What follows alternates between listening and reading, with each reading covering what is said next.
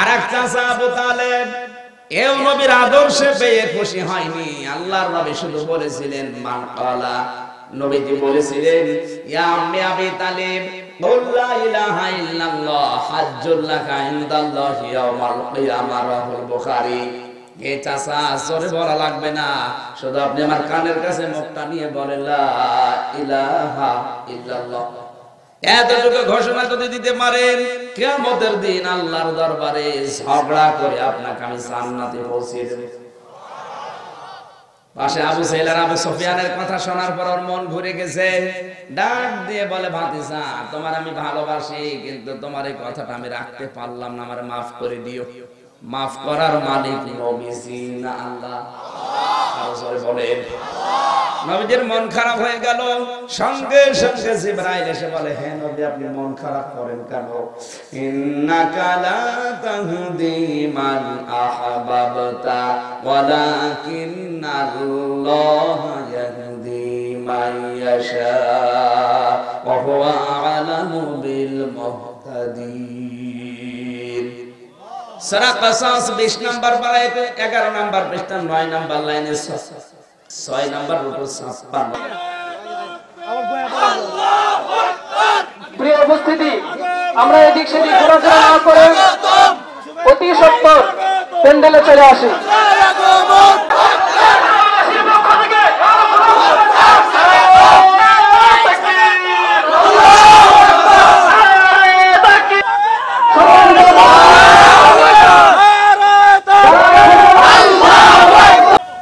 আমাদের প্রধান আকর্ষণ আলোচনা শুরু করার পূর্বে আমাদের সংগঠনের পক্ষ থেকে আমাদের খোরাঞ্চল মাদ্রাসার ছাত্র মোহাম্মদ আজহারুল ইসলাম তার স্বরচিত একটি সঙ্গীত তিনি রচনা করেছেন, সেটি এখন পেশ করবেন। সেনাবাসীর পক্ষ থেকে শুভেচ্ছা, পক্ষ থেকে শুভেচ্ছা।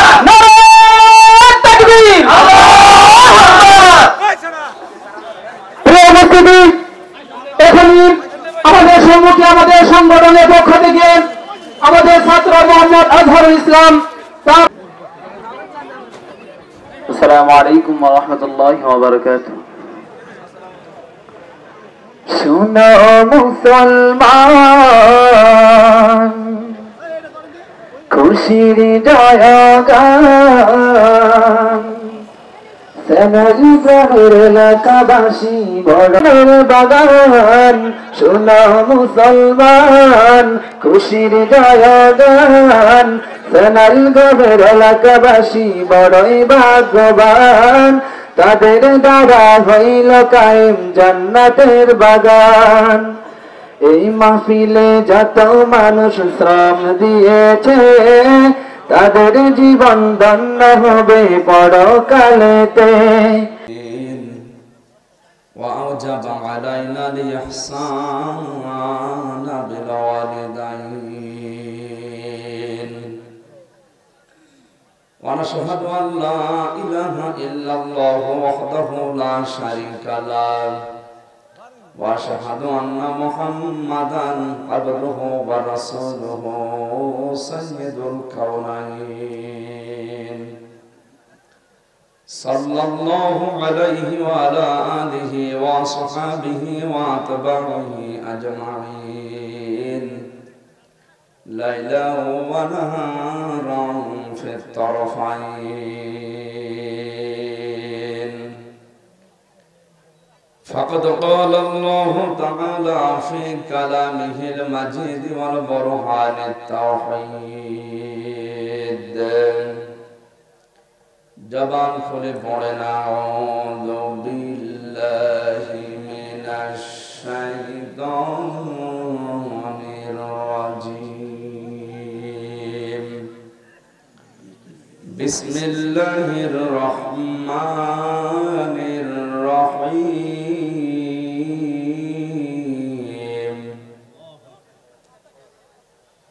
ওয়া মা أرسلناك إلا رحمة للعالمين. صدقت يا ربنا. عن أبي هريرة رضي الله تعالى عنه قال قال النبي صلى الله عليه وسلم الدنيا مزرعة الآخرة. رواه ابن ماجه. وقال تعالى في شأن رسوله إن الله وملائكته يصلون على النبي يا أيها الذين آمنوا صلوا عليه وسلموا تسليما. اللهم صل على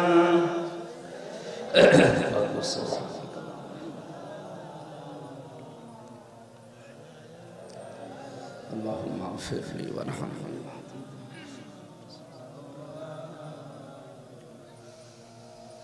পৃথিবীতে কেউ স্থায়ী হয় না, হোক না সে ফেরাউন কিংবা নমরুদ।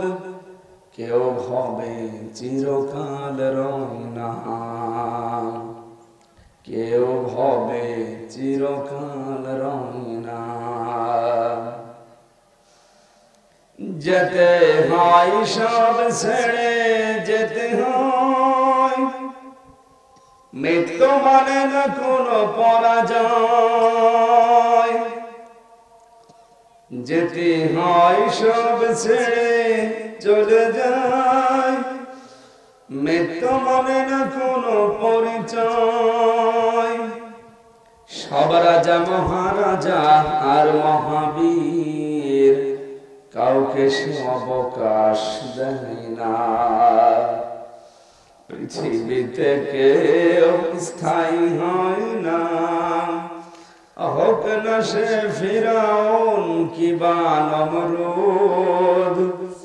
কেউ হবে চিরকাল রয়না। আলহামদুলিল্লাহ।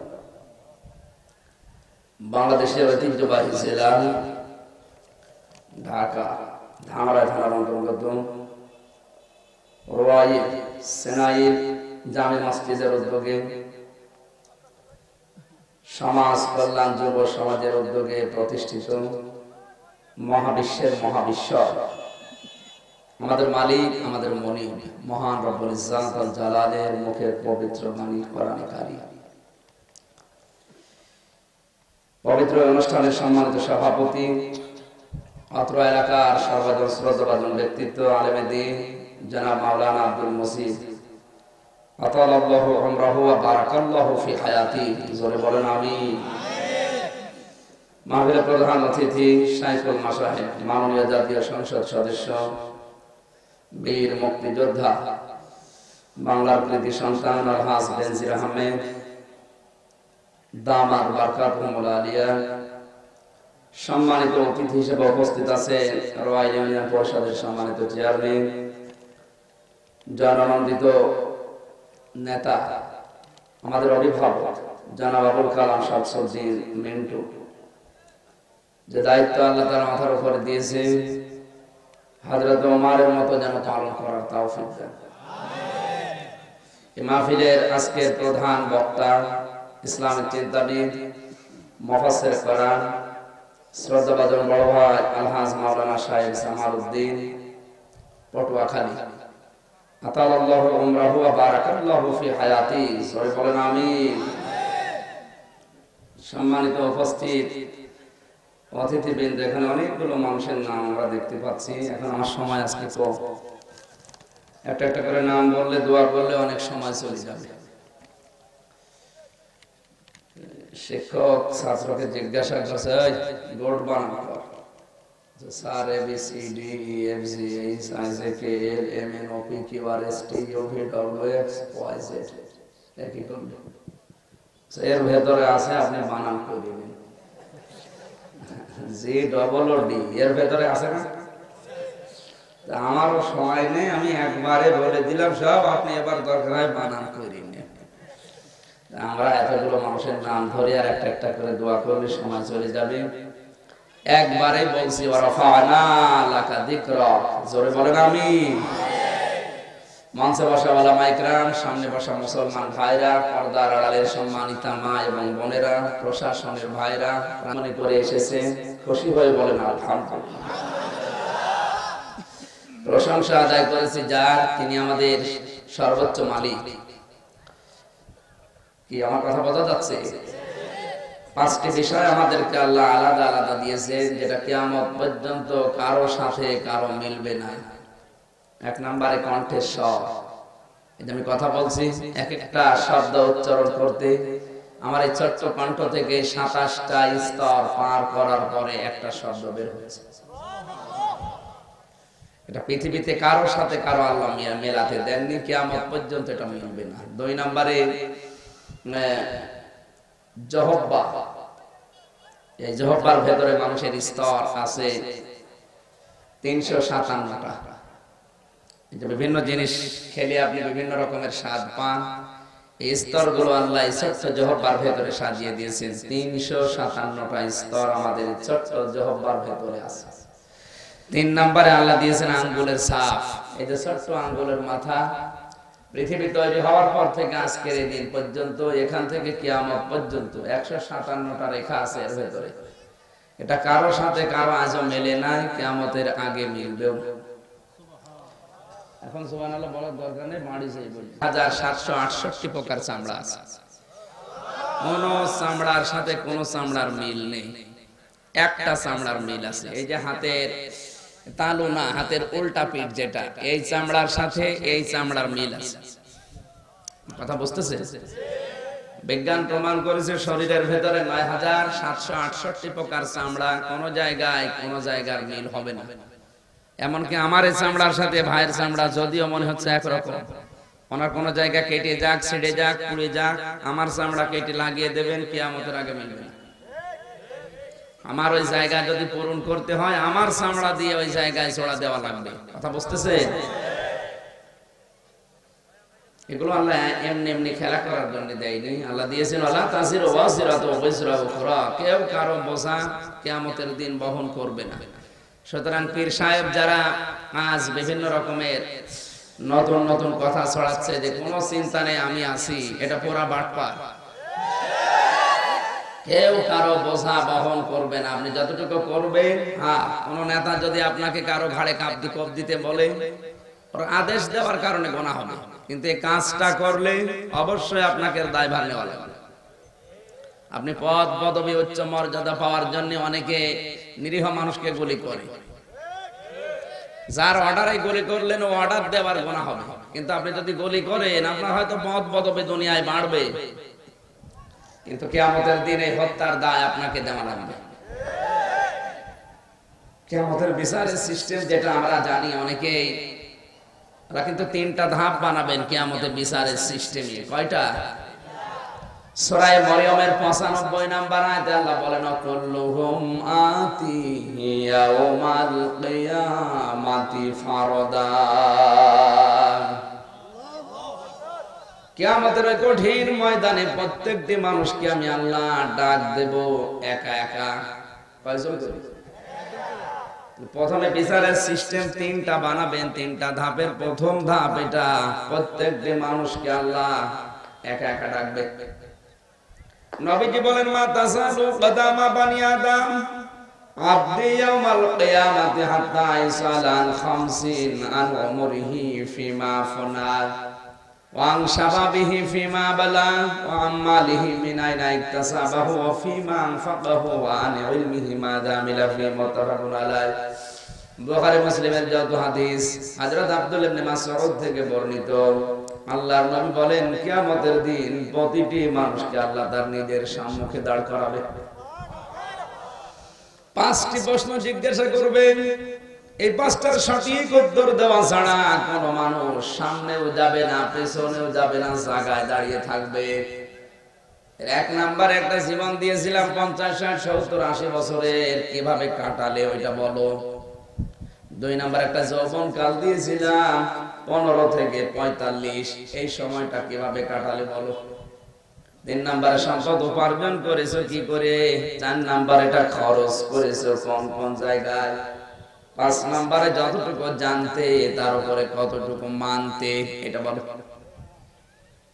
আমার তো মনে হয় এই 5টা প্রশ্নের উত্তর দিয়ে অনেকে আমাদের সামনে কিয়ামতের ওই কঠিন দিনে জান্নাতে যাবে, আমাদের দেখা ছাড়া কোনো উপায় থাকবে না। বলছেন না কথা বলছে? এই 5টা প্রশ্নের একটারও উত্তর জোগাড় আমাদের নেই। কত মানুষ এই 5টা প্রশ্নের সঠিক উত্তর জোগাড় করে কিয়ামতে আমাদের সামনে দিয়ে জান্নাতে চলে যাবে। আমার মনে হয় শুধু আফসোস করা ছাড়া, দেখা ছাড়া আমাদের আর কিছু বলার থাকবে না। নবীজির মতো মানুষ প্রতিদিন 100 বার করে আল্লাহর কাছে বলতেন, আল্লাহুম্মা ইউহাসাবু হিসাবা ইয়াসিরা, আল্লাহ তুমি আর যাই করো আমার হিসাবটা সহজ করে দাও। অথচ তার আগে পেছনের সব অপরাধ আল্লাহ মাফ করে দিয়েছে। নবীজির এই দোয়ার দিকে তাকালে আমার মাঝে মাঝে আমি যখন একা থাকি মনে হয়, আল্লাহ আমি যদি এখন মারা যাই আর তুমি যদি বলো আমি হামজা, তোর সারা জীবনের হিসাব দেওয়া লাগবে না, শুধুমাত্র 2019 সালের নভেম্বর মাসের 1 থেকে 14 এই 14 দিনের হিসাব দিয়ে তুই জান্নাতে চলে যা। ঢাকাবাসী আমার যতটুকু ধারণা এই 14 দিনের হিসাব দেওয়া আমার দ্বারা সম্ভব না। আপনি তো পারবেন, অসুবিধা নেই, আপনি পেরে বসে আছেন। কিয়ামতের এই কঠিন দিনে তাহলে বিচারের প্রথম ধাপ আপনাকে আল্লাহ ডাকবে কয়জন করে বলেন? দ্বিতীয় নাম্বার ধাপে আল্লাহর একজন করে ডাকবে না। আল্লাহ পাক বলেন, ইয়াউমা নাদউ কুল্লা উনাসিন বিইমামিহিম। সূরা বানী ইসরাঈলের 71 নম্বর আয়াত। কিয়ামতের ওই কঠিন দিনে আল্লাহ বিচারের দ্বিতীয় ধাপে ডাকবে মানুষকে তার নেতার সাথে। কার সাথে? কত মানুষকে আল্লাহ একা এবার আর ডাকবে না, এবার ডাকবে তার নেতা। আগে নেতা, এরপরে কর্মী। বাংলার মুসলমানেরা, আপনি কে কোন দল করেন, কোন আদর্শ মানেন, ওটা আমার দেখার দরকার নেই। আমি কোরআনের আয়াতের দিকে তাকিয়ে বলছি, আপনার বিবেক কি বলে? আপনি আজ যারা আদর্শ মেনে স্লোগান দেন, কিয়ামতের দিন যদি ওই নেতার সাথে আপনাকে আল্লাহ ডাকে, আপনি বলেন তো আপনাকে আল্লাহ মাফ করবে? এই সহজ কথা বলতে গেলে আপনার রাগ হয় কোন কারণে? সূরা বনী ইসরাঈল 15 নম্বর পড়া 8 নম্বর পৃষ্ঠা 3 নম্বর লাইনের 6 নম্বর উপরে 71 নম্বর আয়াত। বাংলাদেশে যত তাফসীর আছে আপনি দেখেন এই কথা লেখা আছে, কিয়ামতের দিন প্রতিটি মানুষকে আল্লাহ ডাকবে তার নেতার সাথে। আগে নেতা, এরপরে কর্মী। এটা যদি শুধু দুনিয়ার বিষয় হতো স্রেফ, তাহলে আল্লাহর কসম আমি বলতাম না, কারণ এটার সাথে আখিরাত সম্পর্কিত, রিলেটেড। আপনি যদি এটা ঠিক না করেন, আল্লাহ পাকের ঘোষণা অনুযায়ী আপনি ধরা খেয়ে বসে আছেন। ধরা খাবেন এরকম মন আছে কার? হাত তোলেন তো। ধরা খাবে? ঠিক আছে, আপনি ধরা খাবেন, আমি জানি। আমি হাসির খোরাকি দেয়নি, ওই লোকটা ঠিক বলেছে। আসলে তোর জীবনের দিকে তাকিয়েও বলছে আমি ধরা খাবো। আমাদের অবস্থা ওই একরকমই। আপনি কি মনে করছেন যে আপনি পার পেয়ে যাবেন? আপনি যার পেছনে দাঁড়িয়ে স্লোগান দেন, যারা আদর্শ মানেন, যাকে নেতা হিসাবে মেনে নিয়েছেন, আল্লাহর কসম ও কোনদিন আষাঢ় খেয়েও পশ্চিম দিকে পড়ে না। যদি আষাঢ় খেয়ে পড়েও উত্তর দিকে পড়ে, পশ্চিম দিকে পড়ে না। আর আপনি ওর আদর্শ মেনে দুনিয়ার জীবন চালাচ্ছেন, আর আপনি ধরা খাবেন না। খাবে কে? আল্লাহ যদি কিয়ামতে প্রথমে ওকে দেখে বলে, তুমি, তোমার দাড়ি নেই, গপ নেই, তোমার আদর্শ ঠিক নেই, আর তোর পেছনে যারা আছে ওরা আরো 2 নাম্বার। আপনার নেতার দিকে তাকিয়ে যদি আল্লাহর রাগ হয়ে যায়, আপনার পর্যন্ত আর যাবে না। ফেরেশতারা বলবে বাড়ি দে, বাড়ি দিয়ে ফেলে দে। কোরআনে কারীম জানিয়েছে, খুযুহু ফাগুল্লুহু সুম্মাল জাহিম সুম্মা সাল্লু সুম্মা ফি সিলসিলাতিন যারউহা সাবউনা দিরান ফাসলুকু ইলা আখির আয়াত। সূরা হাক্কাতের 30, 31, 32 নম্বর আয়াতে আল্লাহ জানিয়েছেন কিয়ামতের ওই কঠিন ময়দানে যখন এই দৃশ্য দেখা হবে, যার নেতা ঠিক নেই, তখন ফেরেশতাদেরকে বলবো, ধর জাহান্নামের 70 গজ শিকল দিয়ে বেঁধে ফেল, ধাক্কা দিতে দিতে জাহান্নামের ভেতরে ফেলে দে। জোরে বলেন নাউজুবিল্লাহ। বাংলার মুসলমানেরা এই আয়াত পড়ার পরে আমার যতটুকু ধারণা, আমরা কিন্তু এই আয়াতের ভেতরে অলরেডি পড়ে গেছি। কারণ দেশে অনেকের নামাজ আছে, রোজা আছে, পাগড়ি আছে, জুব্বা আছে, জিকির আছে, কিন্তু রাজনৈতিক জীবনে নেতা ঠিক নেই। এমন মানুষের আদর্শ মানে শয়তানের চাইতে যার চরিত্র খারাপ। আমি কি বেশি বললাম না ঠিক বললাম? ঠিক।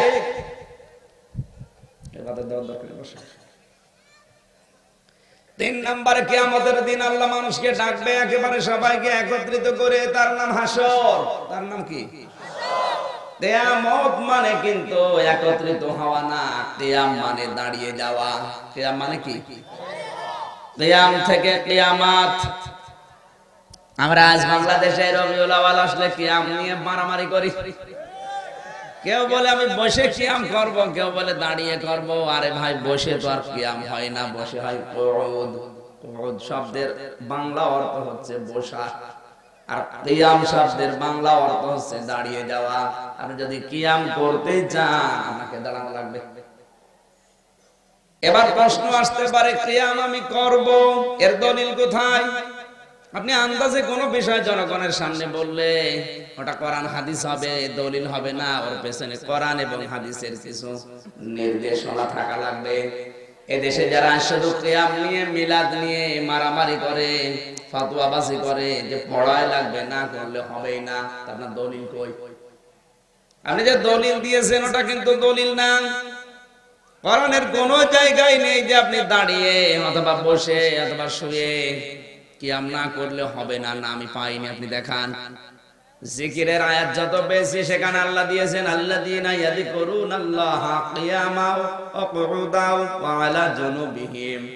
আল্লাহর জিকির করতে যাও, বসে করো, দাঁড়িয়ে করো, শুয়ে করো, কোনো অসুবিধা নেই। এখানে নির্ধারিত কোন শব্দের কি নির্ধারিত করা আছে যে আপনাকে না বসলে হবে না? বলেন না কেন? কিয়ামের কথা আপনি পড়েন, রাসূলের উপরে দরুদ পড়বেন, ইয়া আইয়ুহাল্লাযীনা আমানু সাল্লু আলাইহি ওয়া সাল্লিমু তাসলিমা। তোমরা দরুদ পড়ো, ঈমানদার যদি দাবি করে রাসূলের উপরে যথাযথভাবে। এখন এই যথাযথভাবে বলতে হক আদায় করবেন আপনি। যে শব্দগুলো বলেন ওই শব্দগুলো আপনার প্র্যাকটিক্যাল লাইফে সেট করবেন। আপনি বলেছিলেন আল্লাহুম্মা, হে আল্লাহ, সাল্লি আলা, তুমি রহমত নাযিল করো, আলা মুহাম্মদ, মুহাম্মাদের উপরে। কার উপরে? আল্লাহ যদি প্রশ্ন করে, এই বেটা মুহাম্মদ কে? আপনি কি বলেন? সাজ্জিদিনা, মুহাম্মদ আমাদের নেতা। আমার নেতা না, সাজ্জিদিনা আমাদের নেতা। দরুদের ভেতরে বসে ঠিকই বলছেন সাজ্জিদিনা, আমাদের সকলের নেতা মুহাম্মদ। আর প্র্যাকটিক্যাল লাইফে গিয়ে ওখানে আপনি উল্টিয়ে কাকে মানেন আপনার বিবেক নেই, কি পড়ে গেলেন। এরপরে বলা হয় মাওলানা। মাওলানা মানে আমির হামজা। পরিষ্কার করে বলে এটা জান্নাতের পথ। ও যেমন জাহান্নামী, ও যাকে দেখাবে সেও জাহান্নামী। কারণ ইসলামের ভেতরে কোন বেদাত যদি কেউ আবিষ্কার করে, আল্লাহ সবচাইতে বেশি রাগান্বিত হয় যে বেদাত আবিষ্কার করে। আর বেদাত পন্থী লোককে কেউ যদি সমর্থন করে, ভালোবাসে, সামনে এগিয়ে দেয়, আমার আল্লাহ নিজে তার উপরে লানত করে। আর এই দুইটা জিনিস বাংলাদেশে বেশি। সাইয়েদিনা ঠিক নেই, মাওলানা ঠিক নেই, আন্দাজে জিলাপি খাওয়ার আশায় দৌড়ে পড়ছে। আপনার বিবেক যদি থাকে এই জায়গায় নিয়ে বলেন তো, এই দেশে আমরা যত মানুষ সাইয়েদিনা পড়ি, মাওলানা পড়ি, একবার দরুদ পড়লে তো এই দেশে নবীর আদর্শ ছাড়া আর কিছু চলে না। কারণ সাইয়েদিনা মানে আমাদের সকলের নেতা, মাওলানা মানে আমাদের অভিভাবক, পথ প্রদর্শক, তিনি যে পথ দেখাননি ও পথ আমি মানি না। ও পথ যদি আমার বাবা দেখায়, ও বাবাও আমি মানি না। কথা বলেন ঠিক কিনা? এর নাম মাওলানা। আপনি যে ফতোয়াবাজি করছেন যে দাঁড়িয়ে না পড়লে কিয়াম হবে না, আপনার দলিল কই? আপনি যে দলিল দিচ্ছেন, এক আলেম একদিন উঠে দলিল দিচ্ছে কিয়াম করাই লাগবে, না করলে তার জীবনে সে মুসলমান বলে দাবি করতে পারবে না। লোকজন বসে হুজুর দলিল, দলিল আছে। কি দলিল? জাতীয় সংগীত পড়া হয় বসে না দাঁড়িয়ে? বলেন, জাতীয় সংগীত যদি দাঁড়িয়ে পড়ে, জাতীয় সংগীতের চাইতে রাসূলের দরুদ কি কম দাম? দলিল কি দলিল হইল? বোমবাস্টি মার্কা দলিল বানিয়েছে ও, যেরকম দলিল হইল।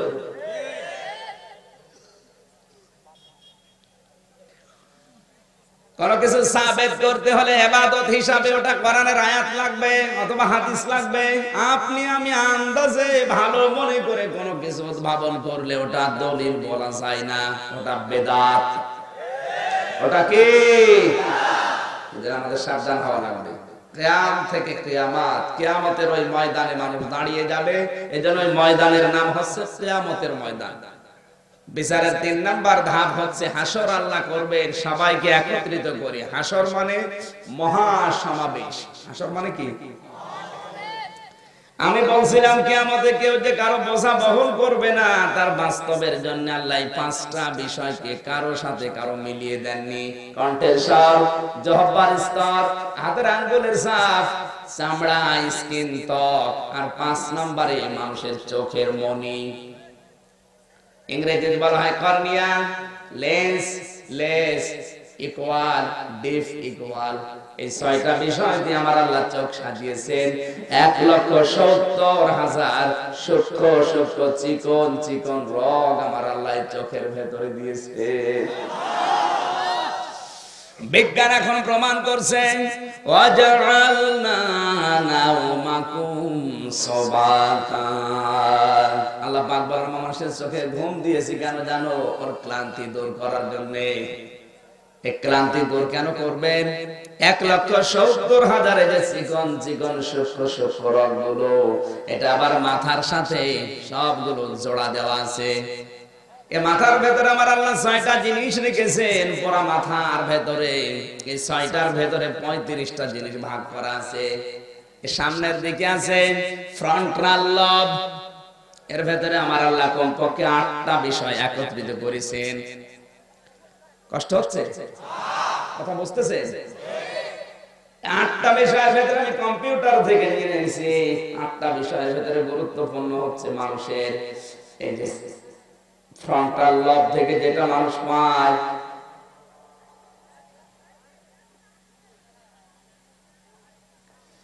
এর ভেতরে কার্যনির্বাহী শক্তি আছে, চিন্তা শক্তি আছে, পরিকল্পনা করার শক্তি আছে, সংগঠনের শক্তি আছে, সমস্যা সমাধানের শক্তি আছে, আবেগ আছে, আচরণ নিয়ন্ত্রণ এবং ব্যক্তিত্ব আছে।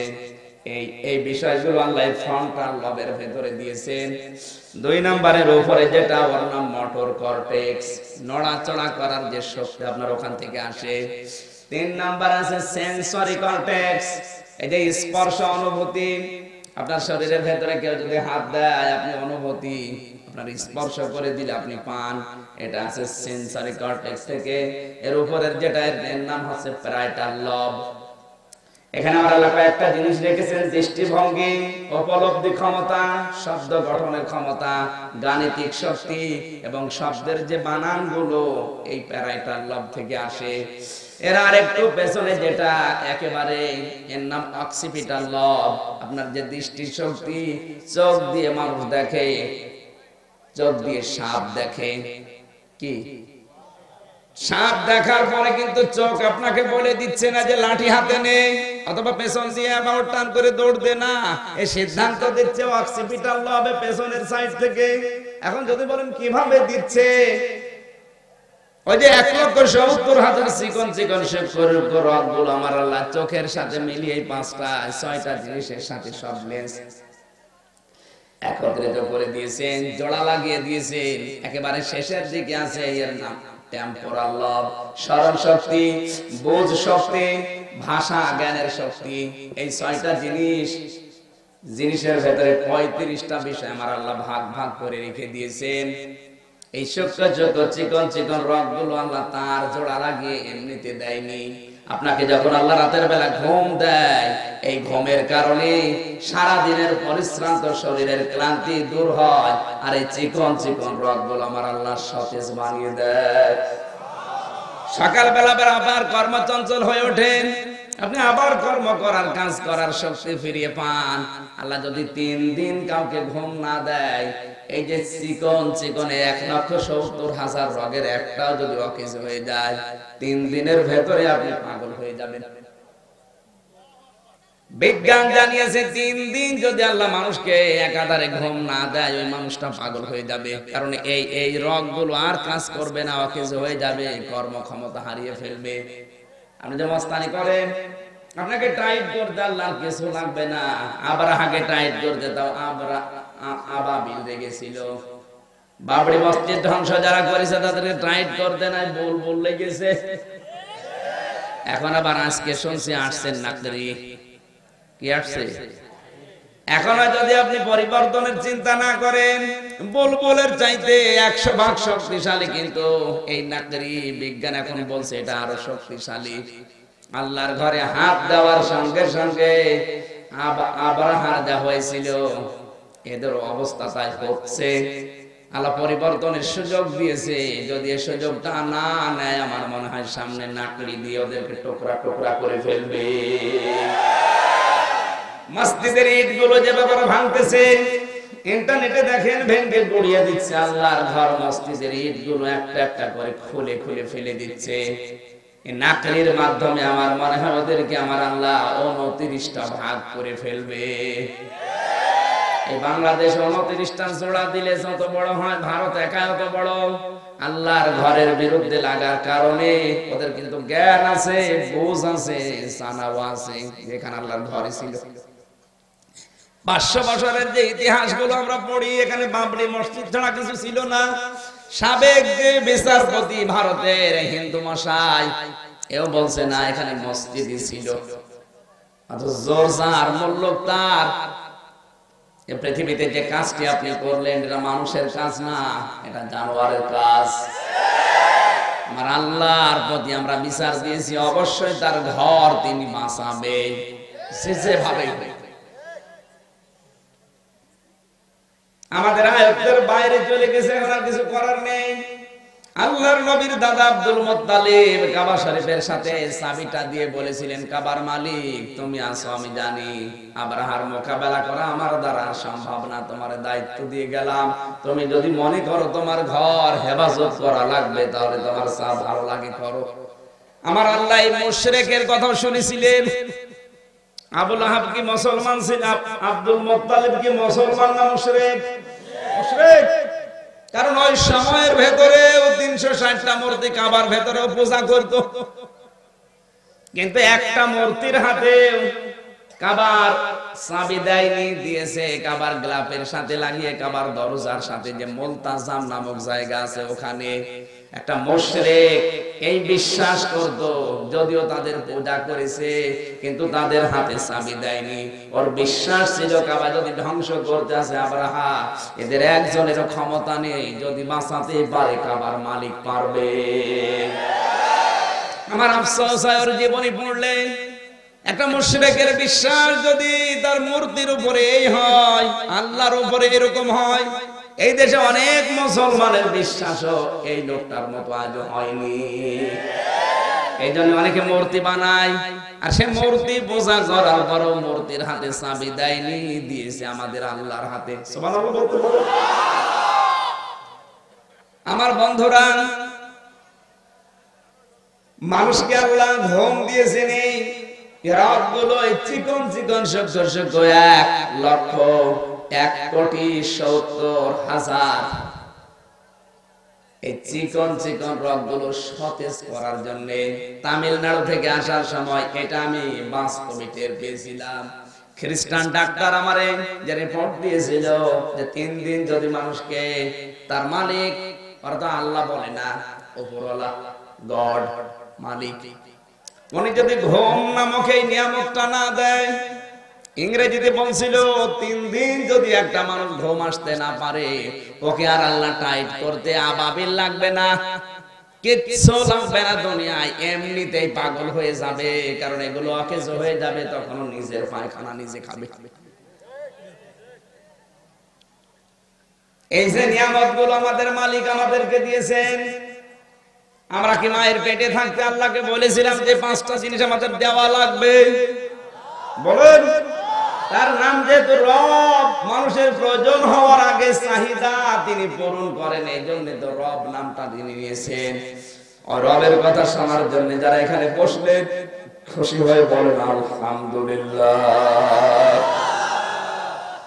দরুদ আর সালাম পাঠ করছি আমাদের নবী, মানবতার মহান শিক্ষক মুহাম্মদ রাসূলুল্লাহ সাল্লাল্লাহু আলাইহি ওয়াসাল্লামের উপরে।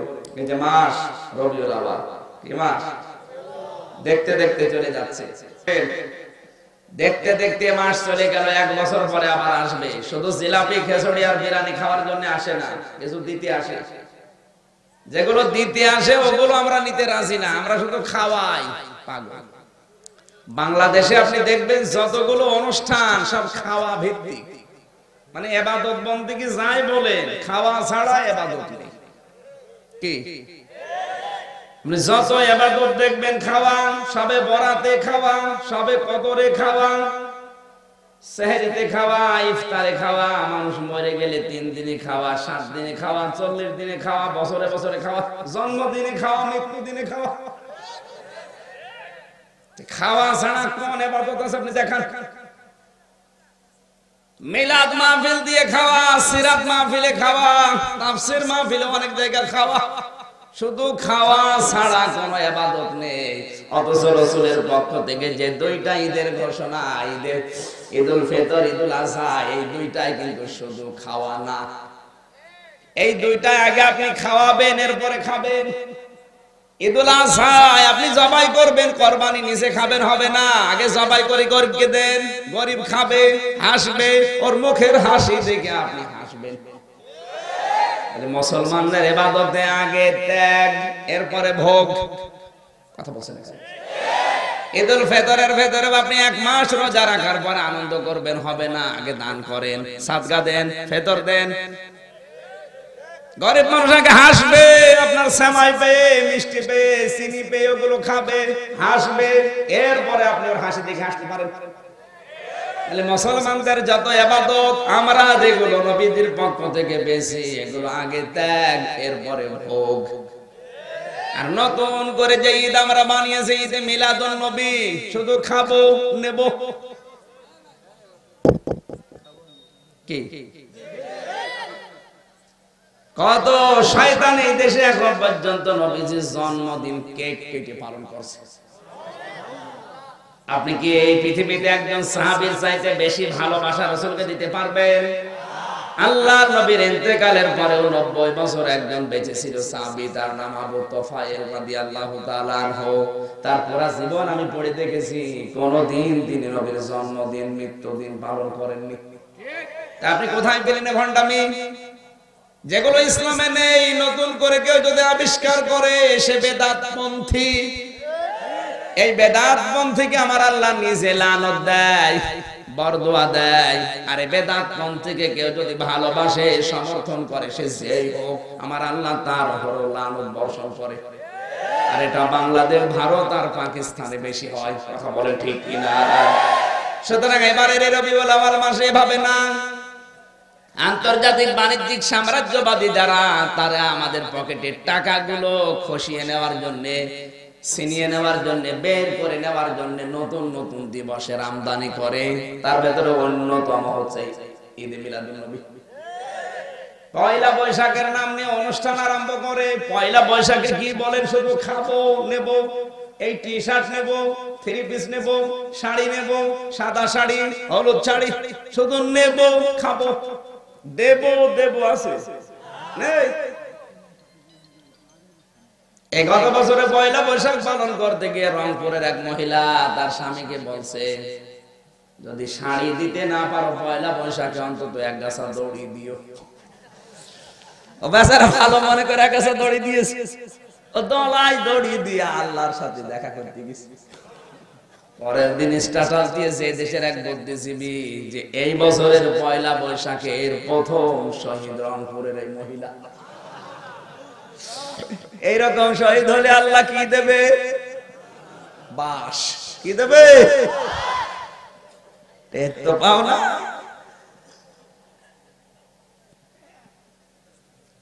আমার বন্ধুরা, এবার আসেন মূল কথা বলছে। রবিউল আউয়াল মাস আসলে যেটাই মাতামাতি হয় বেশি, মিলাদ নিয়ে বাড়ি বাড়ি মিলাদ পড়ে অনেকে। আপনি একটু কথা বলেন তো, আল্লাহর নবী রবিউল আউয়াল মাসে জন্ম নিয়ে তিনি শুকরিয়া আদায় করেছিলেন কি মিলাদ পড়ে না রোজা রেখে? তার জন্মদিনের শুকরিয়া আদায় করেছিলেন তিনি একটা একটা করে রোজা রাখতেন সোমবারে। আপনি যদি রবিউল আউয়াল পালন করতে চান অবশ্যই আপনাকে সোমবারের দিন রোজা রাখা লাগবে, এইটাই সুন্নাত। এবার আসেন বাস্তবে বলছি, রোজা রাখলে আপনার লাভ না আমার লাভ? বলেন। আর মিলাদ দিলে আপনার লাভ না আমার? রোজা রাখলে আমার কোনো লাভ নেই, আপনারই লাভ। কারণ যে রোজা রাখে সে সুস্থ থাকে। কি কথা বলছেন? তার গ্যাস কন্ট্রোল হয়। অনেকে বলে হুজুর গ্যাস এই জন্য রোজা রাখতে পারে না, ওটা টাটকা শয়তান। বেটা বেয়াদব, রোজা রাখলে আরো গ্যাস ভালো হয়। পাকিস্তানিতে হজম করার একটা নির্ধারিত লিমিট আছে। এক মাসের ভেতরে কেউ যদি 3 দিন সপ্তাহে একটা করে রোজা রেখে মাসে 4টা করে রাখতে পারে, ওর শরীর সুস্থ থাকবে। বিশ্বনবী জানিয়েছেন 1500 বছর আছে। বিজ্ঞান এখন জানিয়েছে মানুষের পাকিস্তানের ভেতরে যে খাবারগুলো হজম হয়, এই যে এই জায়গায় ফটা ফটা করে যে রসগুলো আমার আল্লাহ মানুষের দেহ থেকে এই জায়গায় ফেলতেছেন, আমার আল্লাহ যে অপচয় করেন না, তার হাজারো উদাহরণ আছে। তার ভেতরে এটা একটা। কম্পিউটারের ভেতরে ইন্নাল মুবাযযিরিনা কানু ইখওয়ানাশ শায়াতিন ওয়া কানা শাইতানু লিরাব্বিহি কাফুরা। এই আয়াতটা কম্পিউটারের স্ক্রিনে দেবেন, দেখবেন একটা তথ্য বেরিয়ে আসবে। আমার আল্লাহ যে অপচয় করে না তার বাস্তব প্রমাণ দিচ্ছেন মানুষের শরীরের ভেতরে।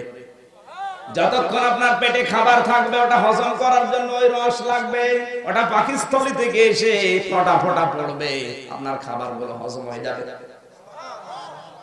এখন যদি খাবারই আপনার পেটে না থাকে তাহলে রস যদি পড়ে তাহলে এটা অপচয় হবে। এজন্য বিজ্ঞান পরীক্ষা করে দেখছে, চিকিৎসা বিজ্ঞানী যারা, যতক্ষণ খাবার মানুষের পেটে থাকে ততক্ষণ ওই রস ফটা ফটা অটোমেটিক পড়তেই থাকে।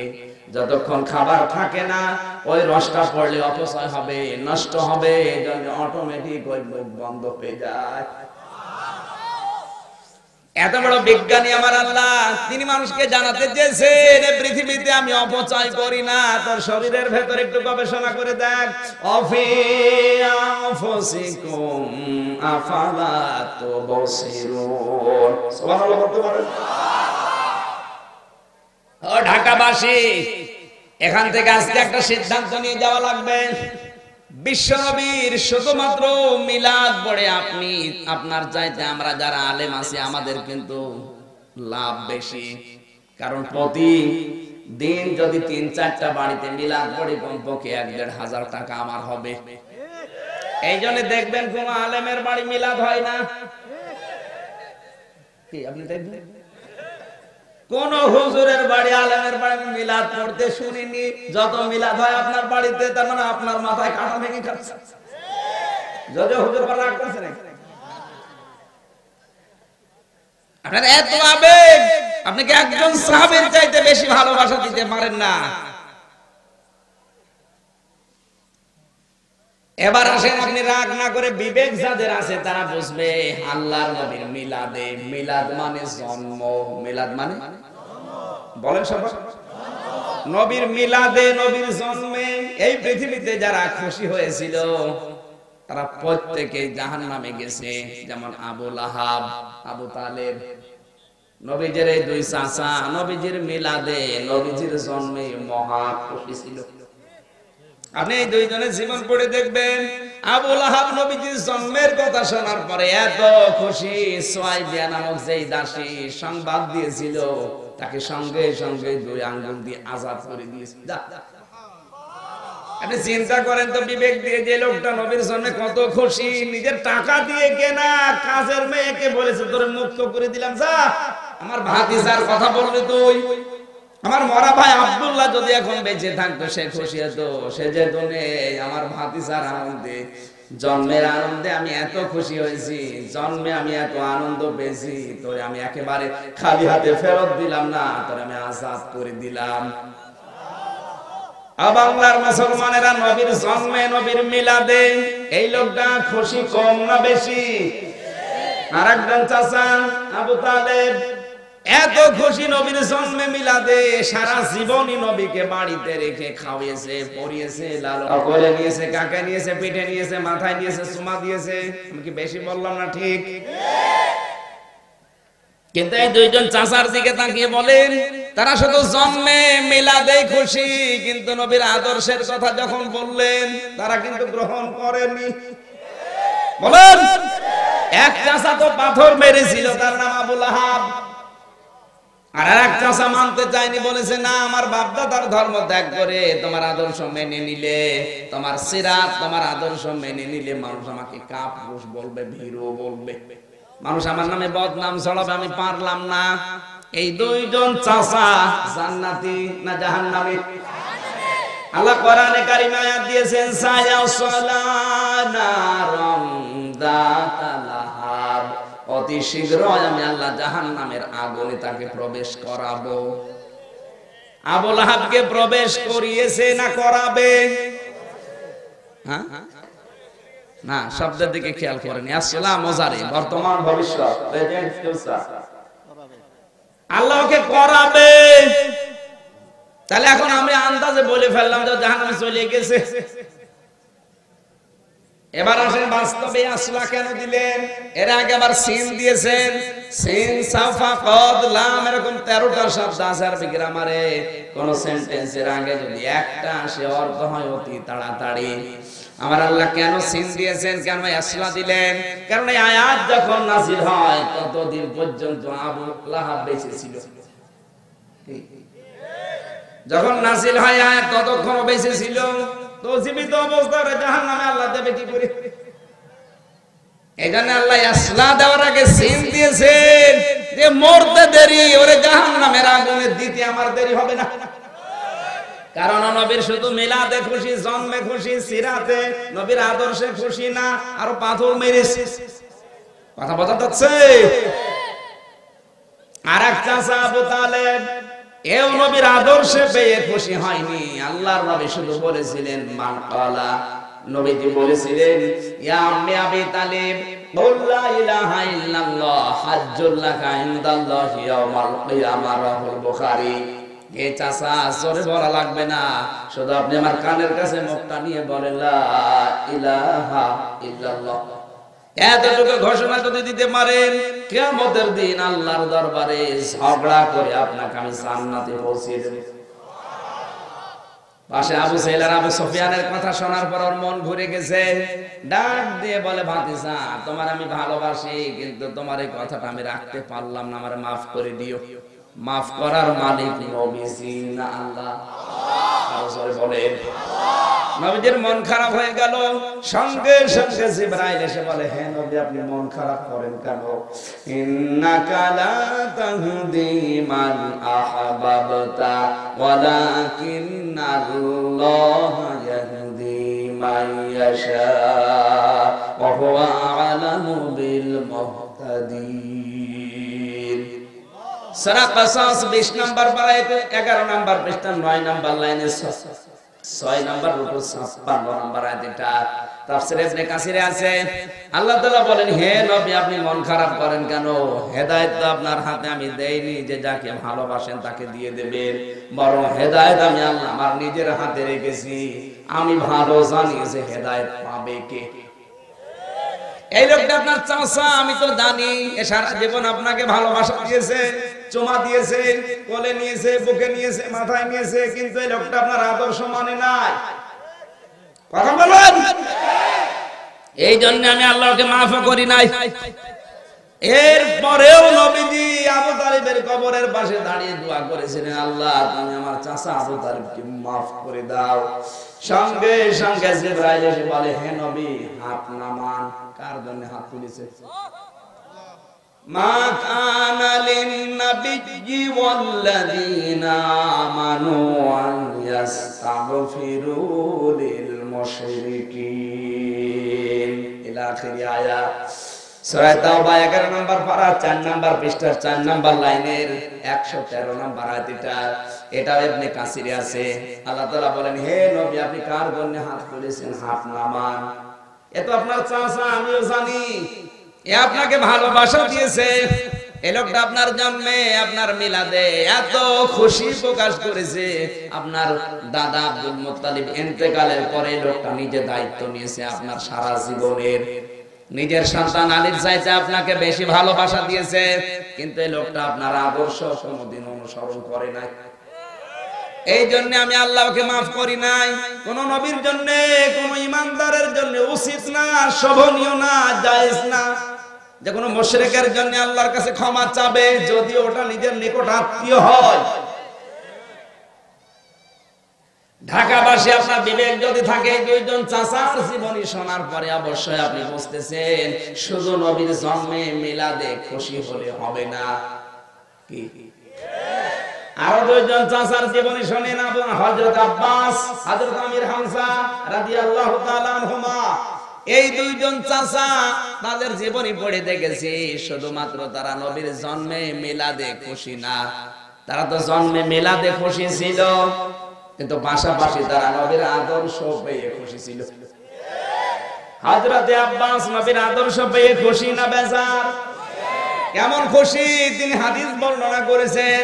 আন আব্বাস রাদিয়াল্লাহু তাআলা আনহু قال قال سمعت رسول الله صلى الله عليه وسلم من زعق الإيمان من رضي بالله ربا وبالإسلام دينا وبمحمد رسول الله صلى الله عليه وسلم نبيا ورسولا رواه مسلم। নবীজির আপন চাচা হযরত আব্বাস রাদিয়াল্লাহু তাআলা আনহু বর্ণনা করেন, আমি নবীজির মুখে শুনেছি ওই লোকটা ঈমানের স্বাদ পেয়েছে যে তিনটা বিষয় মেনে নিয়েছে। এক নম্বরে আল্লাহকে রব পেয়ে যে লোকটা খুশি, দুই নম্বরে ইসলামকে জীবন ব্যবস্থা পেয়ে যে লোকটা খুশি, তিন নম্বরে আমি নবী মুহাম্মদ রাসূলুল্লাহকে যারা আদর্শ নেতা পেয়ে খুশি। এই তিনটা বিষয় যারা মেনে নিয়েছে তারা ঈমানের একটা স্বাদ পেয়েছে। ওদেরকে আপনি জুলুম, অত্যাচার, নির্যাতন করে ঈমানের পথ থেকে সরাতে পারবেন না। কে বুঝলেন হযরত আব্বাস তাহলে জান্নাতি না জাহান্নামী? তার নামের শেষে কি আছে? রাদিয়াল্লাহু আনহুম। এটা কোরআনের আয়াত। সূরা বাজ্জানার শেষের দিকে আল্লাহ আয়াত নাযিল করে ঘোষণা দিলেন, রাদিয়াল্লাহু আনহুম ওয়া রাদু আন যালিকা লিমান খাশিয়া রাব্বা। আমি আল্লাহ তাদের উপরে রাজি হয়ে গেছি, তারা যেমন আমি আল্লাহর উপরে রাজি ছিল। আল্লাহু আকবার বলেন। বাংলার মুসলমানেরা দুইজন চাচার জীবনী শুনলে মানুষ ঘৃণা করে। আবু লাহাবের নাম শুনলে কেউ রাদিয়াল্লাহু বলে? বলেন। নাম শুনলে মানুষ ঘৃণা করে। আর এই চাচার নাম শুনলে মানুষ রাদিয়াল্লাহু আনহু পড়ে আর দোয়া করে, আল্লাহ তার সম্মান আরো বাড়িয়ে দাও। আর একজন চাচা আমির হামজা, শুধু নবীর জন্মে তিনি খুশি ছিলেন না, তিনি নবীর আদর্শ পেয়ে খুশি। এমন খুশি হয়েছিলেন নিজের জীবন পর্যন্ত দিতে তিনি পিছপা হননি। উহুদের ময়দানে আল্লাহর নবীর আদর্শের পক্ষে লড়াই করতে গিয়ে 70 টুকরা হয়েছেন, এরপরও পিছিয়ে আসেননি।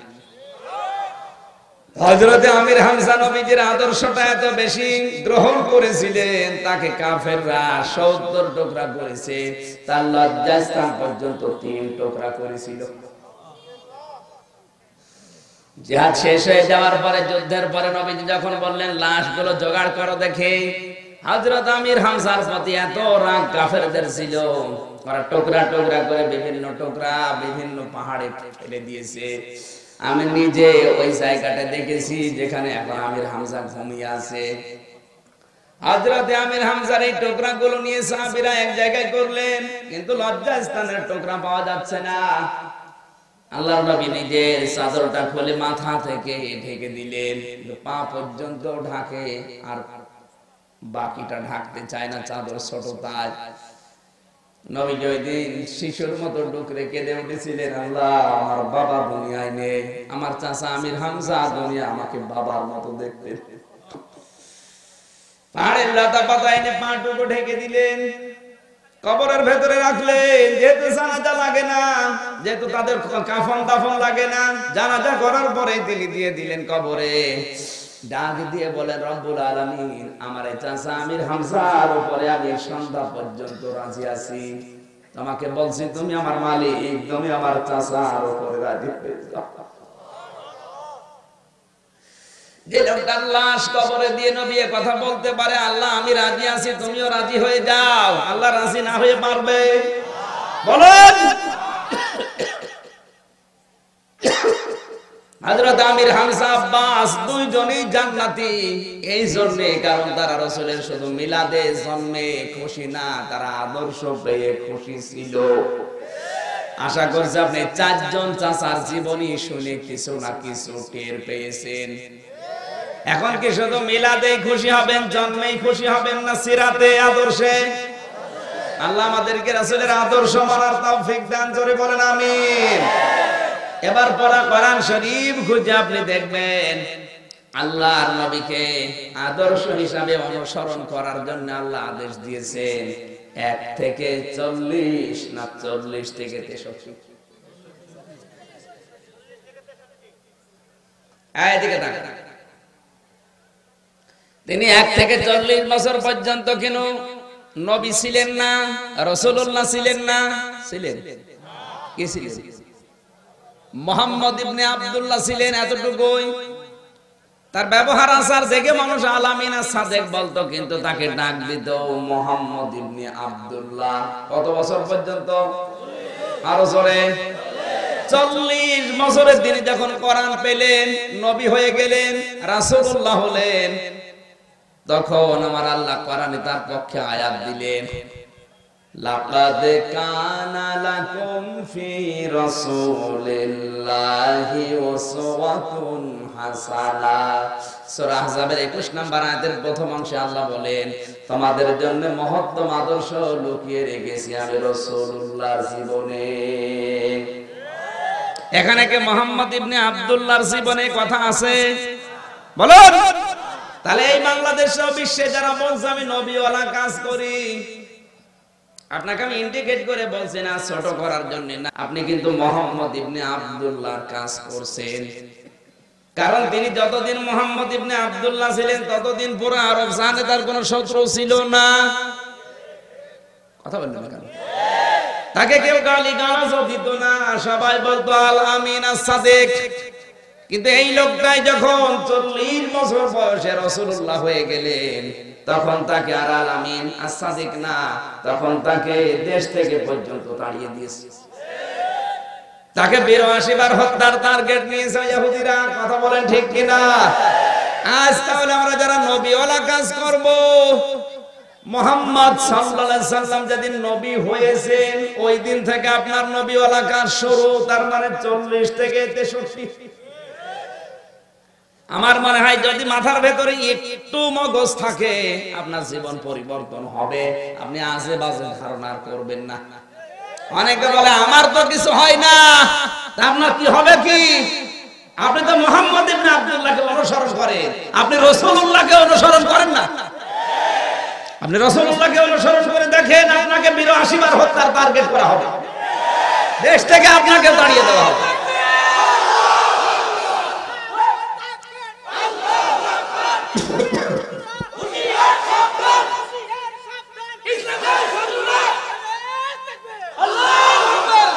শুধু উল্টা বলছে যে আমার তো কিছু হয় না, আমারে তো কেউ কিছু বলে না, আমার তো কোনো বাধা নেই। তোর বাধা হবে কি করে? তুই তো রাসূলুল্লাহর কাজ করিস না, তুই করিস মুহাম্মদ ইবনে আব্দুল্লাহর কাজ। হিসাব করে দেখ, নবীওয়ালা কাজ শুরু হয়েছে উনি যেদিন নবী হয়েছিলেন 40 থেকে। আর কথা বলেন না কেন? আজ বিশ্বে যারা নবীওয়ালা কাজ করছে তারা 40 থেকে 63 বছর, আর ওদের পেছনে দেখবেন শুনতে ওদের দেশ থেকে তাড়িয়ে দেয়, ওদের নাগরিকত্ব বাতিল হয়, ওরা জেলখানায় যায়, ওদের হত্যার চেষ্টা করা হয়। আর যারা শুধুমাত্র মুহাম্মদ ইবনে আব্দুল্লাহর কাজ করছে তারা জামায়া ধরে খাচ্ছে, শুধু উল্টাপাল্টা মন্তব্য করে। হ্যাঁ, আমার কিছু হয় না, তোর কিছু হবে কি? রাসূলুল্লাহর কিছু হয়নি যতক্ষণ তিনি রাসূলুল্লাহ হন। আপনি কি উল্টা বুঝলেন? তাহলে তাকে অনুসরণ করা লাগবে কি 1 থেকে 40 না 40 থেকে 63? কোরআনের নির্দেশ যেটা সেটা কিন্তু 40 থেকে 63। লাকাদ কানা লাকুম ফি রাসূলিল্লাহ, কি আছে? ফি রাসূলিল্লাহ, তিনি আল্লাহর রাসূল। কত বছর বয়সে? এই সহজ কথাগুলো আপনি বোঝেন না কোন কারণে? নাকি আপনাকে কেউ কিছু খাওয়িয়েছে? বলেন তো। না না, মানে আপনি কোন পানি পড়া খেয়েছেন? এদিকে আসে, আশেপাশে ধারণা করা বন্ধ করে। আমরা কোরআনে কারিমের যে আয়াত পড়েছিলাম, এবার আসেন ব্যাখ্যায় যাচ্ছি। কষ্ট হচ্ছে? জবান খুলে কোরআনের সামনে আয়াত একবার পড়েন। আউযু বিল্লাহি মিনাশ শাইতানির রাজিম। বিসমিল্লাহির রহমানির রহিম। ওমা আরসালনাকা ইল্লা রাহমাতাল লিল আলামিন। সূরা আম্বিয়া 107 নম্বর আয়াত। আল্লাহ পাক বলেন, হে নবী, আপনাকে আমি পাঠাইনি, আমার সালনাকা, আপনাকে আমি পাঠাইনি, ইল্লা, তবে, রহমাতাল লিল আলামিন, আপনাকে আমি পাঠিয়েছি সারা বিশ্বের রহমত করে। শব্দের দিকে খেয়াল করেন, রহমাতাল লিল আলামিন দিয়েছেন, আলম না দিয়ে আলামিন দিলেন। বিশ্বনবী যতদিন পর্যন্ত কোরআনে কারীম না পেয়েছিলেন ততদিন ছিলেন আল আমিন। তিনি যখন কোরআনে কারীম পেয়ে গেলেন তখন তার নাম হয়ে গেল রহমাতাল লিল আলামিন। তাহলে পৃথিবীর শ্রেষ্ঠ রহমত হচ্ছে কোরআন। পৃথিবীর শ্রেষ্ঠ রহমত কি? আরো জোরে। এই রহমতের সাথে যে লাগবে তিনিও রহমত, তার নাম মুহাম্মদুর রাসূলুল্লাহ। আর এই রহমত তিনি 1 নম্বরে কোরআন, 2 নম্বরের সাথে যারা সংস্পর্শে এসেছে তিনিও রহমত হয়ে গেছে। আর এই রহমতের মুখ দিয়ে সবচেয়ে বেশি যার কথা দুনিয়ায় বেশি প্রকাশ হয়েছে তিনিও রহমত 3 নম্বরে, তার নাম মা আর বাবা। তাফসীরের কিতাবে আমরা পেয়েছি আল্লাহর পক্ষ থেকে পৃথিবীতে রহমত বড় বড় 3টা। 1 নম্বরে কোরআন, 2 নম্বরে নবী মুহাম্মদুর রাসূলুল্লাহ, 3 নম্বরে আপন মা আর বাবা। কারণ আপনি আল্লাহর মুখ থেকে আর রাসূলুল্লাহর মুখ থেকে সবচেয়ে বেশি কথা পাবেন বিশ্ব নবী মুহাম্মদুর রাসূলুল্লাহ। আল্লাহর পক্ষ থেকে বেশি ব্যাখ্যা দিয়েছেন শুধু মা আর বাবার নামে। আমি মা বাবার নামে যত ব্যাখ্যা পেয়েছি পুরা কোরআন পড়ে, এত ব্যাখ্যা কারো নামে পাইনি। কোরআনে কারিমে বারবার আমার আল্লাহ নবীকে বলাচ্ছেন, হে নবী বলেন, ওয়াকাদা রাব্বুকা আল্লা তা'বুদু ইল্লা ইয়্যাহু ওয়া বিল ওয়ালিদাইনি ইহসানা। আমি আল্লাহর পক্ষ থেকে সিদ্ধান্ত নিয়েছি আমি ছাড়া কারো ইবাদত করা যাবে না, আর মা বাবার সাথে ভালো ব্যবহার করা লাগবে। তাহলে আল্লাহর ইবাদত করা নফল না ফরজ? আল্লাহর আইন মানা ফরজ। বলেন, মা বাবার আইন মানা না? না, মা বাবার আইন মানা ফরজ না। এখানে মাঝখানে ওয়া আছে, মা বাবার খেদমত করা ফরজ। এখান থেকে শিক্ষাটা বের হয়, আল্লাহর পরে আল্লাহ যাদের নাম দিলেন যে আমার ইবাদতের পরে, আমার আইনের পরে মা আর বাবার খেদমত করা ফরজ, তাদের আইন মানা ফরজ না। আল্লাহর পরে যাদের স্থান তাদেরই যদি আইন মানা ফরজ না হয়, এ পৃথিবীতে কোন মহারথী আছে যে তার আইন মানা ফরজ হয়? বলেন। একটা কুকুরের আইন মানে না, এই কথা বলছেন কেন? আপনি দেখবেন একটা কুকুরের আইন মানে না, অথচ আজ মানুষ হিসাবে মানুষ হয়ে মানুষের তৈরি করা আইন আমরা মানি। আপনি কি কুকুরের চাইতে নিকৃষ্ট? আমি আর নিচে নামলাম না। এরপরেও যদি আপনার বিবেকের দরজায় তালা লাগানোই থাকে, আসেন তো চাবি বানিয়ে তালা খুলি, আসেন।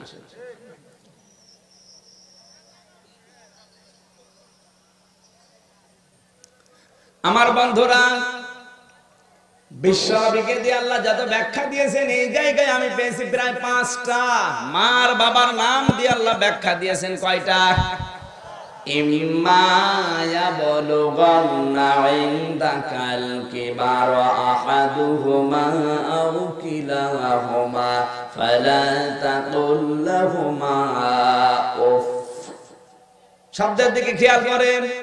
আল্লাহ বলেন তোদের মার বাবা একজন অথবা দুইজন যদি বার্ধক্য অবস্থায় পৌঁছিয়ে যায়, উফিন শব্দের শাব্দিক অর্থ হাতের ভেতরে হাত দিয়ে চাপ দিলে একটা মট করে আওয়াজ হয়। এই যে আঙ্গুলের ভেতরে এরকম চাপ দিয়ে আওয়াজ দেবেন, দেখবেন মট করবে।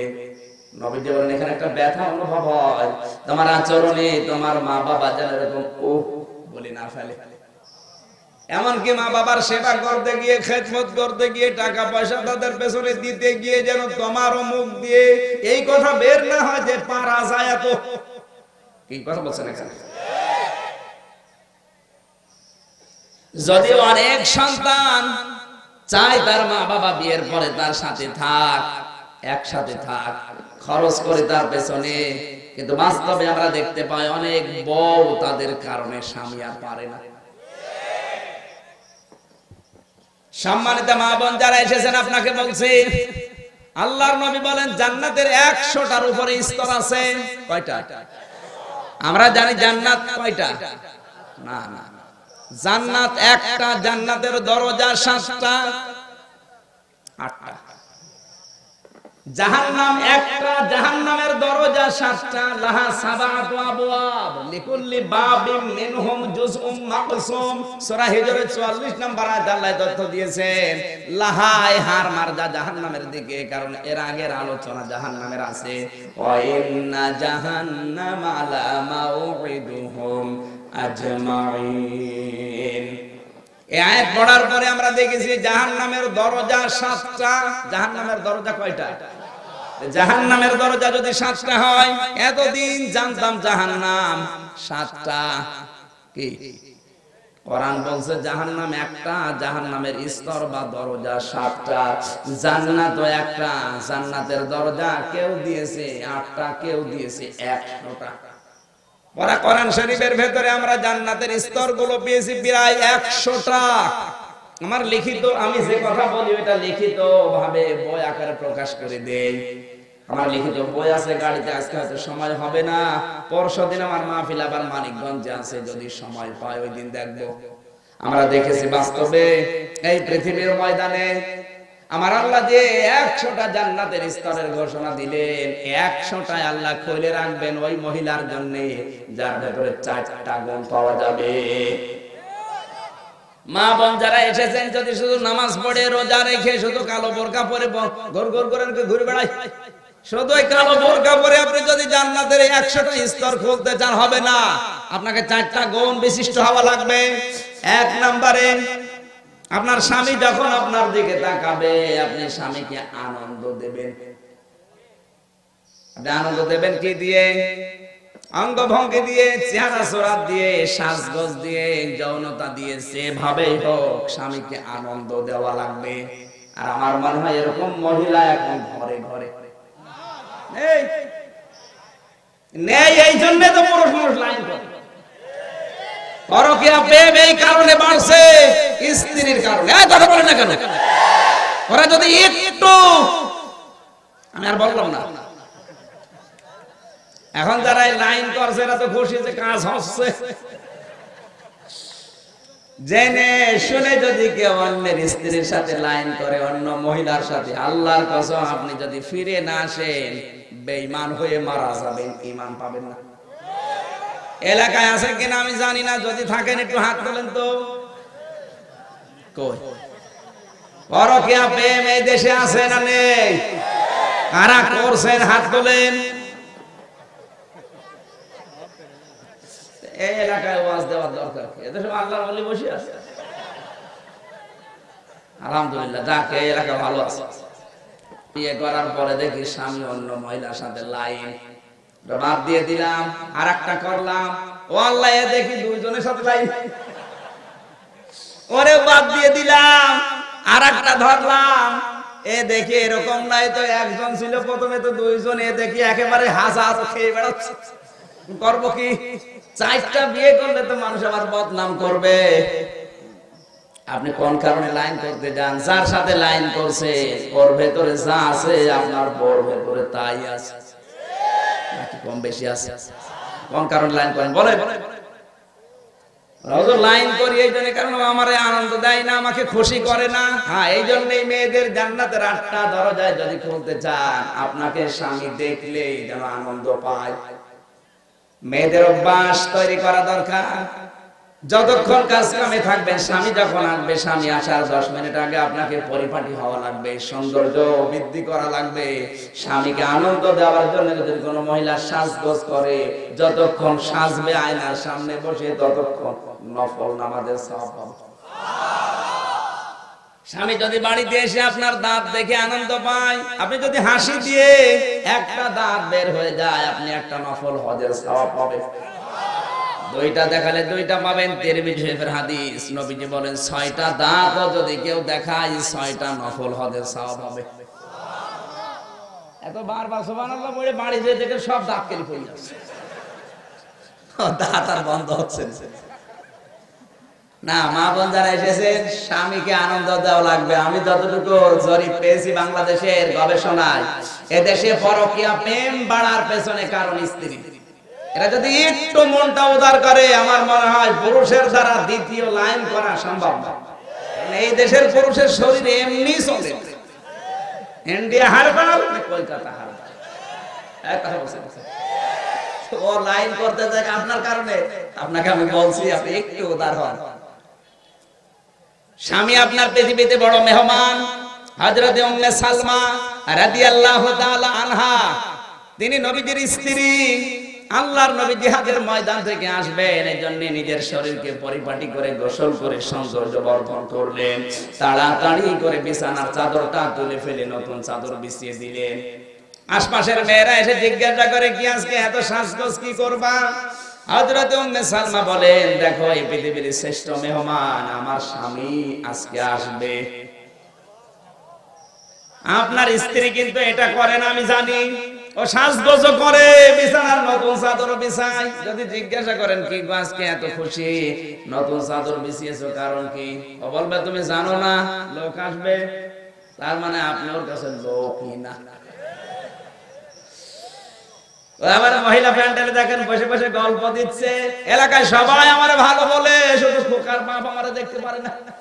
তো তোর এলাকায় সবাই ভালো ভালো দরকার কি? তো ভালো বলা লাগবে। এই লোক এই কথা বলছে না কেন? এ যদি ভালো না বলে সারা দুনিয়া ভালো বলে লাভ আছে? একটা স্বামীর মন জয় করতে পারে না, তো আল্লাহর মন জয় করবে কি দিয়ে? আপনারা খুশি না বাজা? হ্যাঁ, ওরা তো রাগ করছে। মা বোন যারা এসেছে ওদার পর 2 নম্বরে, স্বামী যে হুকুম করবে যদি জায়েজ হয়, আপনাকে জীবন থাকাকালীন মানা লাগবে। 3 নম্বরে, স্বামী যেই কাজে আনন্দ পায়, ওই কাজে আপনাকে আনন্দ পাওয়া লাগবে।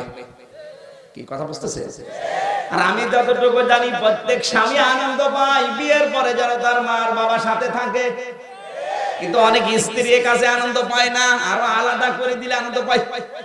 তাহলে আপনি স্বামীর কাছে আনন্দিত না, আপনার জন্য জান্নাতের দরজা খোলা না বন্ধ? কার কার বউ এরকম আছে? হাত তোলেন তো, তোলেন। ওয়াজি করবো, এলাকায় ওয়াজ দিয়েছে। সম্মানিত মা বোন, ভালো রিপোর্ট আছে আপনাদের। যাক, একটা স্বামীও হাত তোলেনি। আমার মনে হয় এলাকায় আলাদা হওয়ার সিস্টেম নেই নাকি? হ্যাঁ, সেদিন রাঙ্গামাটি থেকে আসছিলাম, আসার সময় দেখি বৃদ্ধাশ্রমে এক মা আমার নিয়ে গেল বৃদ্ধাশ্রম দেখানোর জন্য। যে দেখি ওর সন্তান এসেছে, ছেলেটা আবার কলেজের অধ্যাপক, হাত ধরে ধরে কাঁদছে। ছেলেটার হাত ধরে বলে, বাবা আমি যখন মারা যাব আমার অবস্থা ভালো না, আমি যদি মারা যাই তাহলে আমার মাথার উপরে ফ্যানটা পাল্টিয়ে দিবি। ছেলেটা বলে, মা তুমি তো মারা যাবে, ফ্যান আবার পাল্টানোর দরকার কি? তুমি তো মারা গেলে ফ্যান আর লাগবে না। মা বলে, দেখো তুমি আমাকে আজ 1 মাস এখানে রেখে গিয়েছো, আজ 1 মাস এই ফ্যানটা ঘরে না, নষ্ট ফ্যান। এই কর্তব্য করে বলার পরও এরা আমার কথা শোনে নাই। আজকে আমার অবস্থা ভালো নাই জন্য তোমার খবর দিয়েছে। 1 মাস পরে তুমি যখন আসলে, যে দৃশ্য দেখলে, ফ্যান তো ঘরে না। আমার যা মনে হয় কিছুদিন পরে তোমার সন্তান তোমার এখানে রেখে যাবে। তোমার তো ফ্যান ছাড়া ঘুম হয় না, তোমার কষ্ট হবে, এই জন্য আগে থেকে তোমার সাবধান করলাম, আমার অভিজ্ঞতা আছে। তুমি অন্তত ফ্যানটা পাল্টিয়ে দিয়ে তোমার যেন কষ্ট না হয়। ওর হাতের উপরে ওর মা মারা গেল, হাউ মাউ করে কেঁদে বলে, হুজুরে দোষ শুধু আমার না, আমার স্ত্রী আমারে বারবার ফুসলিয়েছে, মারে রাখা যাবে না, তাড়াতাড়ি যে কোনো জায়গায় রেখে আসো। বাধ্য হয়ে আমি কলেজের অধ্যাপক, আমার 2টা ছেলে আছে, সন্তানের দিকে তাকিয়ে আমি বউ তালাকও দিতে পারি নাই। বাধ্য হয়ে আমার বাবা আগেই মারা গেছে, মাকে আমি রেখে গেছে 1 মাস, আমার মাকে বিদায় নিল।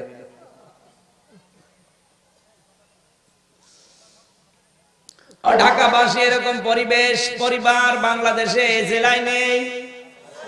বলুন। এক একটা শব্দ মার বাবার পক্ষে, যেটা আমার মনে হয় দুনিয়ার চাইতেও ভারী। একটু খেয়াল করেন, আল্লাহ তাআলা বলেন, ওয়াকুল্লাহুমা কাওলান কারীমা। হে পৃথিবীর মানুষেরা সাবধান, মা বাবার সাথে কথা বলতে গেলে মাথায় ঝাঁকি দিয়ে বেয়াদবিমূলক কথা বলবা না। কথা যদি বলতেই হয় মাথা নিচু করে, কণ্ঠস্বর নিচু করে, আদবের সাথে সম্মানজনক কথা, সম্মানসূচক কথা বলো। কারণ মা বাবার সাথে কথা বলাও ইবাদত।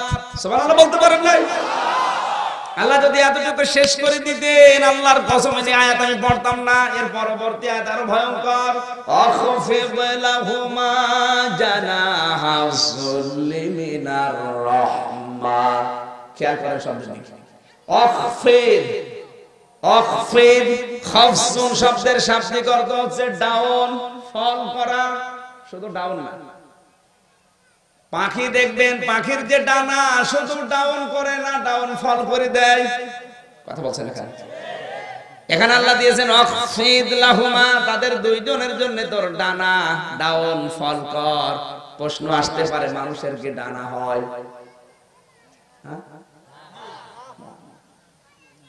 মানুষের তো ডানা হয় না, মানুষের বাহু হয়, বাহু বল।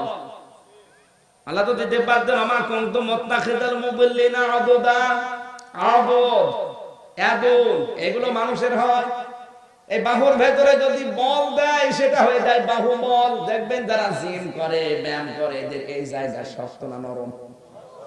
শক্ত হয়ে যায়, এর নাম বাহু বল। এটা থেকে বাহু বলি। মনে করছেন হুজুর কিছু জানে না।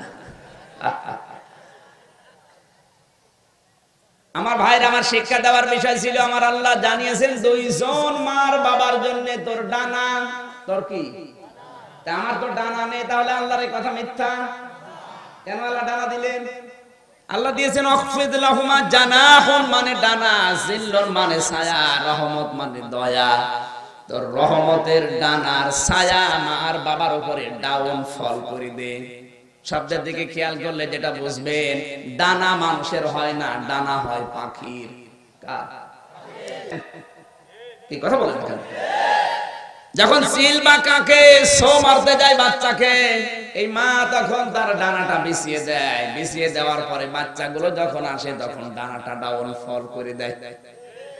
তখন বাইরে থেকে আর কিছু দেখা, আরো জোরে, ওই বাচ্চাগুলো তখন ডানার নিচে ওই যে নরম সফট কমল, এই যে একটা একটা করে পরগুলো আরেকটার সাথে যখন লেগে ছাউনি হয়ে যখন একেবারে মিশে যায়, তখন ওর নিচে একটা অনির্বচন সুখ অনুভব করে।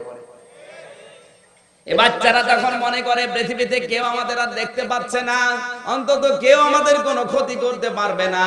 আল্লাহ তাআলা পাখির ডানাটা ধার করে আমাকে লাগিয়ে দিলেন, আপনাকে লাগিয়ে দিলেন কেন? হে বান্দা বান্দি, যতদিন তোর মা আর বাবা তোদের আন্ডারে থাকবে, ও যেন মনে করে এরা বেঁচে থাকতে অন্তত আমাদের আর কোনো চিন্তা নেই। বাংলার মুসলমানেরা মা আর বাবা কি আজ আমাদের দেশে অবস্থায় আছে? না। কত মার বাবা ঢাকা শহরে দেখবেন 70 বছরের মুরব্বী রিকশা চালাচ্ছে, কেউ উঠতে চায় না, জোরে চালাতে পারবে না। এই জন্য মাঝে মাঝে একটু উঠে কিছু টাকা দিয়ে জিজ্ঞাসা করে, মুরব্বী বাড়ি কোথায়? কুড়িগ্রাম, রংপুর। ছেলে মেয়ে নেই, বয়সে রিকশা চালাও, ওরা আছে 5টা, 5 জন 5টা বউ নিয়ে থাকে। আমাদের 2 জনের খবর নেই, জমি জায়গা নেই, এই জন্য এসেছি। কেউ রিকশায় উঠতেও চায় না। অথচ ওই 5 জন যদি এক মোটা করে খাবার দেয়, 5 জনের 5 জন লাগে না, 3 বেলা চলে যায়। এখানে কত মানুষ আছে আমি জানি, তাদের মা আর বাবা যদি বৃদ্ধ আর বৃদ্ধা হয়ে যায়, সন্তানের টাকার অভাব নেই, ব্যাংকে চাচা পড়ে যাচ্ছে টাকা। কত মানুষকে কত জায়গায় কত কিছু দিয়ে দেয়, কিন্তু মা আর বাবাকে 3 ভাই মাস পালি করে খাওয়ায়। 10 দিন 10 দিন 10 দিন করে, মনে হচ্ছে ফকির। পৃথিবীর শ্রেষ্ঠ রহমতের ভেতরে যে 3 জন, এক একটা শব্দ এর পরে যেগুলো আছে আরো মারাত্মক। ও সময় তো হয়ে গেছে। না, আমার তো 7টা 15 পর্যন্ত সময় দিয়েছে। ওখানে যে 9টায় ওঠা লাগবে, মেলা ধরে না ভাই, সময় খুব দামি। আপনারা মাহফিল আরো 1 বছর আগে নিতে পারতেন, এইভাবে নিয়েছেন কেন? আমি ডবল মাহফিল করি না, ডবল করলে তো এই যে 2 জায়গায় টানাটানি বেঁধে যায়। এখানে আলোচনা যে ওয়াকফিদলাহুমা জানাহাজ যুল্লি মিনার রহমার পরে যে শব্দগুলো আছে, আকুর রব্বির হামহুমা কামা রব্বায়ানি সগীরা, শুধু জন্মের পর থেকে শুনে আসতেছি। এর ভেতরে যে এমন গুরুত্বপূর্ণ গোপন তথ্য আছে আমরা অনেকে জানি না। রব্বুকুম আ'লামু বিমা ফি নুফুসিকুম, এক একটা শব্দ দুনিয়ার চাইতেও ভারী। আমরা আশা করব আমার পরে যিনি আসবেন, রবিউল আউয়াল মাস না ভাই, আমার 7টা 15 সময় দিয়েছে, আমার ওখানে যে 9টায় ওঠা লাগবে। আমি সারা দিন গাড়িতে আসতেছি নীলফামারীর ডিমলা থেকে, খুব কষ্ট হচ্ছে। আমি আজকে আর পারছি না, ওখানে যে 1-1.5 ঘন্টা বলা লাগবে। আমিন। বারাকাল্লাহু লানা ওয়া লাকুম।